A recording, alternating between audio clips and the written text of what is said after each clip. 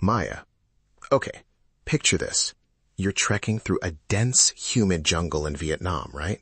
You're looking for timber. It's 1990. And suddenly, whoosh, this massive blast of wind and the roar of a rushing river comes screaming out of a hole in the ground. What do? Honestly, I think I'd turn around and walk very quickly in the opposite direction. That sounds like the start of a movie I don't want to be in. Exactly. And that's exactly what Ho Hang did. He was a local man just out looking for agarwood, and he found the entrance to what we now know is the largest cave on the entire planet. But, and this is the kicker, he didn't think it was a big deal. He went home, and then he forgot where it was. Wait, he forgot? How do you lose the world's biggest cave? Right? It's like losing your car keys, but the keys are a 5-mile-long mountain passage. It took him 18 years to find it again. He eventually led a British expedition back there in 2009. It's called Son Dong. And Maya, it's basically another planet. Okay, you say biggest, but help me out here. Give me one of your famous analogies. How big are we talking? Okay, imagine a New York City block. Now imagine taking all those skyscrapers, the 40-story ones, and just sliding the whole block inside the cave. It fits easily. You could fly a Boeing 747 through the main passage and not even clip a wing. It's twice the size of the next largest cave in the world. Wait, really? A 747? That's not a cave. That's an underground hangar for giants. Totally. And it has its own weather.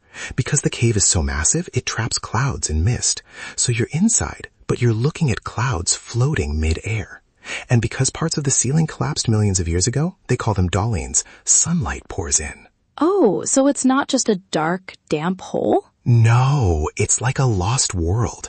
There are literal jungles growing inside the cave. Trees 60 feet tall, monkeys, flying foxes. It's like Jules Verne's journey to the center of the earth is actually real. That sounds so peaceful, actually. Just this hidden, ancient ecosystem tucked away from the rest of the world. How old is it? They think it's between 2 and 5 million years old. It was carved out by this fast-flowing subterranean river. That's the roaring sound Ho Hang heard. And the formations in there, Maya, they found cave pearls the size of baseballs. Baseballs? Usually cave pearls are like, what, the size of a marble? Exactly. But the water was so powerful and the minerals so rich, they just kept growing. And they have stalagmites that are 260 feet tall. That's taller than the Statue of Liberty. What? That is wild. I'm just trying to imagine the scale of it. It's almost hard to process. It makes you feel kind of small, doesn't it? In a good way, I mean. It really does. It's a sanctuary. And the cool thing is how they manage it now. They're super protective.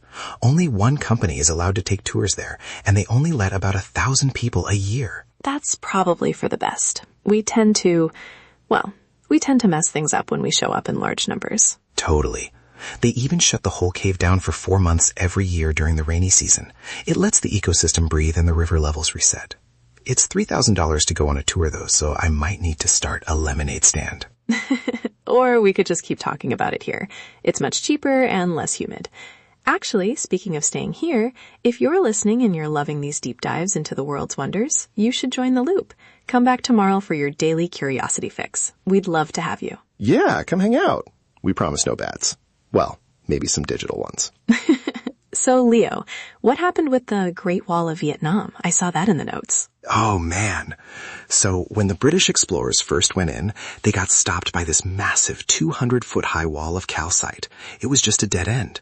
They had to come back a year later with proper climbing gear just to get over it and find the end of the cave. It's the shimmering vertical cliff inside the dark. It sounds like something out of a fantasy novel. I love that there are still places on Earth that can surprise us like that. Right? We think everything is mapped out, but then you realize there's a skyscraper-sized jungle hiding in a mountain in Vietnam.